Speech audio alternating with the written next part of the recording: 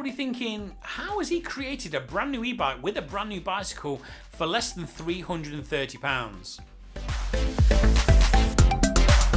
Before we get going guys, don't forget subscribe to my channel and give me a like and help my channel grow.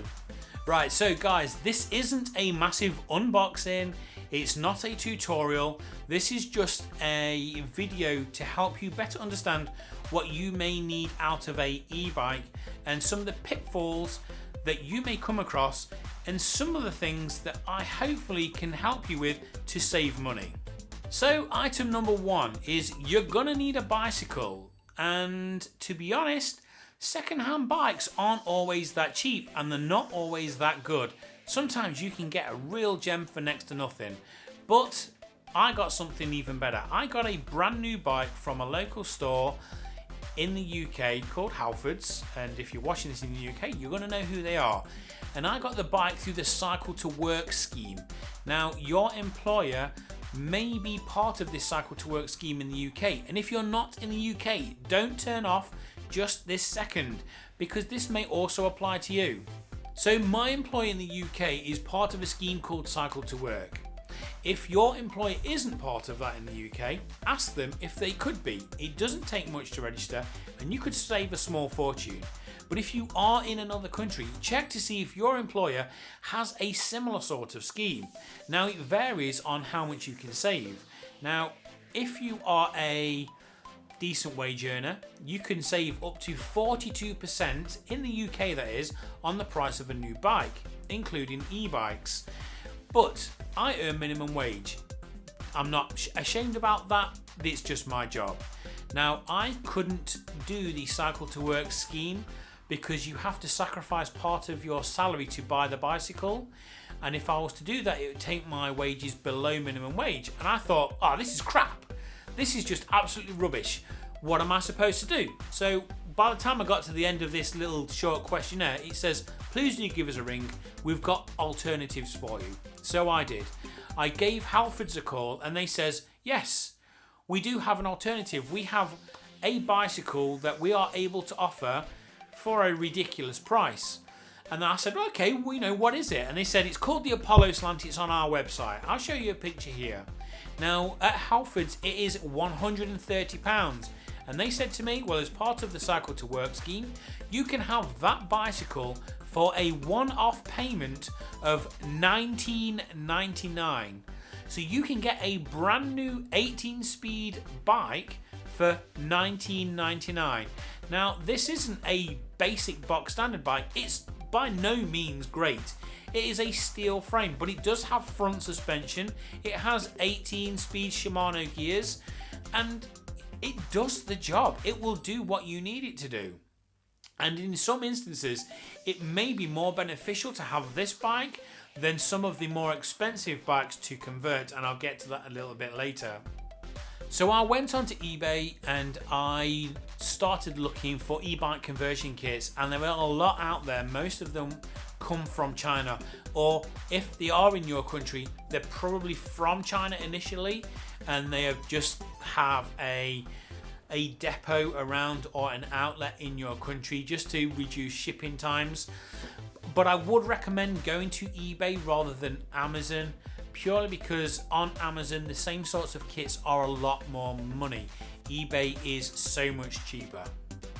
So the one I bought was the Mart 48 volt 1000 watt motor conversion kit. Now these are a little bit more powerful than the ones that you get on the pre-built bikes that you buy in the shops, because here in the UK and in Europe the e-bikes are limited to 15.5 miles an hour, which is perfectly fine if that's okay with you. I just wanted a little bit more power, so the one I bought, it says it is capable of 28 miles per hour, and I can tell you that it's probably not far off.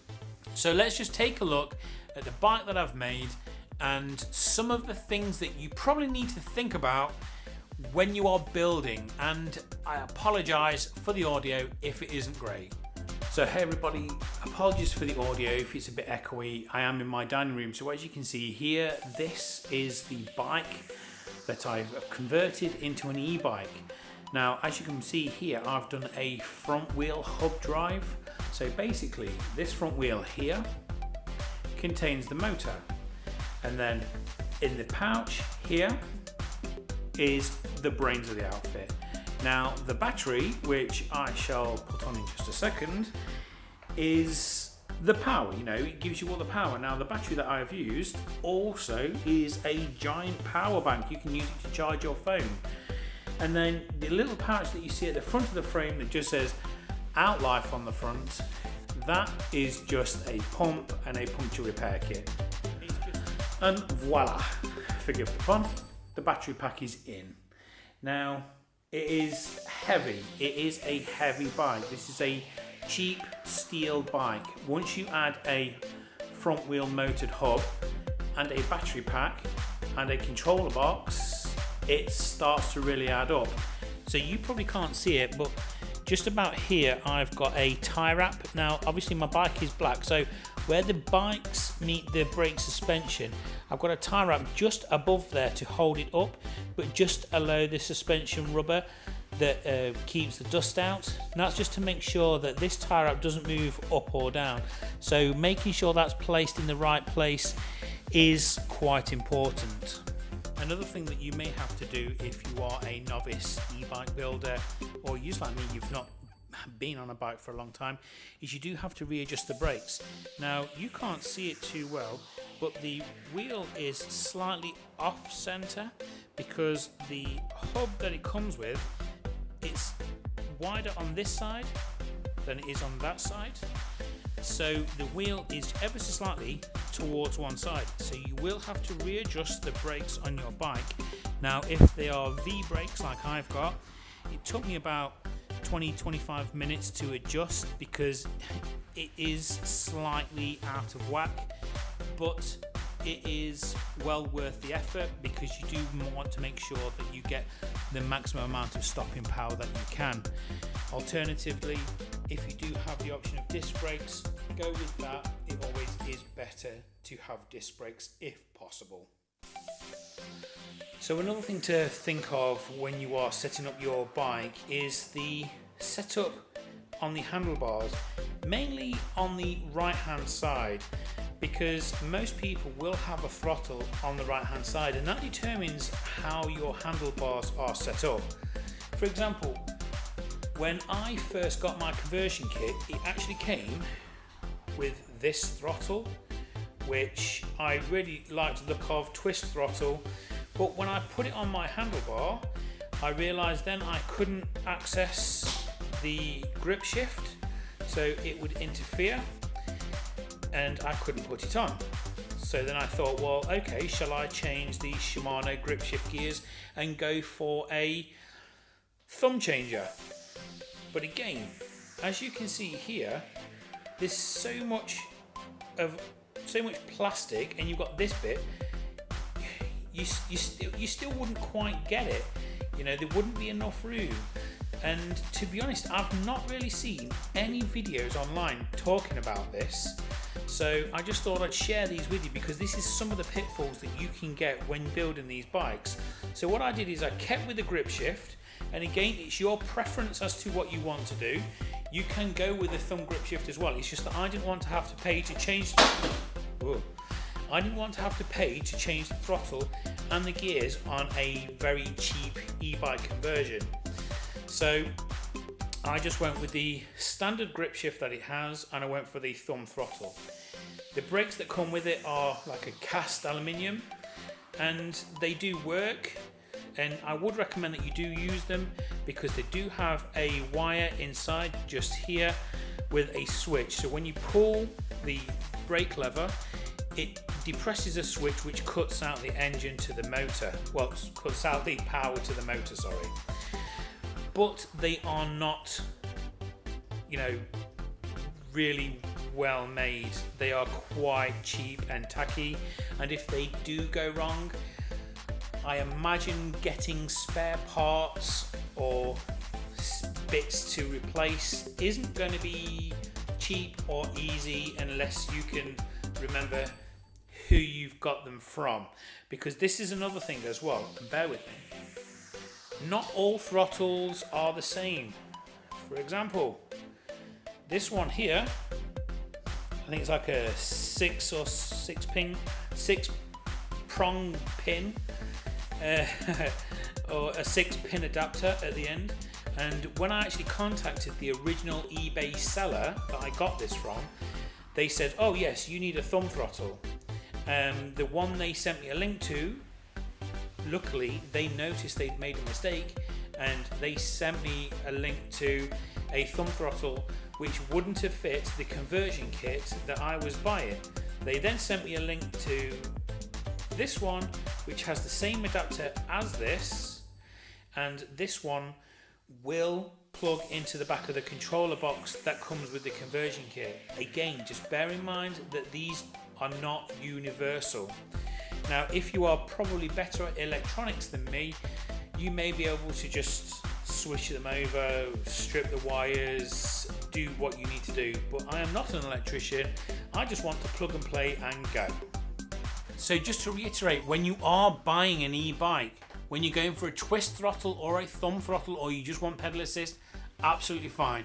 But just bear in mind that these things here that stick out, they are quite thick around the edge here. They are going to interfere with your gears, so do bear that in mind. So my compromise was to just have a slight overreach from the gear shift to the thumb throttle. It's not completely comfortable, but I'd rather have that than pay to have loads of adaptations on the bike that I just don't think that are completely necessary.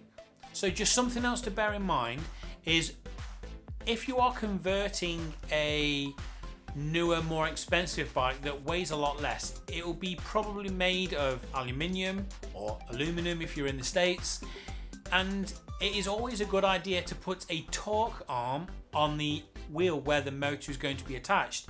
And that is because it is a driven motor, you don't want it to come loose at the bottom of the forks where it's holding the wheel. If it moves too much, it's just going to split the prongs, and it's just going to rotate and rotate, and it's just going to be ruined for everybody. So a torque arm is going to hold it in place, and you're going to use the frame of the bike, or the suspension arm, to help secure that in place. It's not necessary, but the torque arm only cost me, I think, £5 from eBay, and I just think I'd rather have it and not need it. You know what I mean? Because if it did break at some point and I could have prevented it for such a little price, then I would have really kicked myself. So don't forget to buy a battery that is compatible with the conversion kit that you are buying.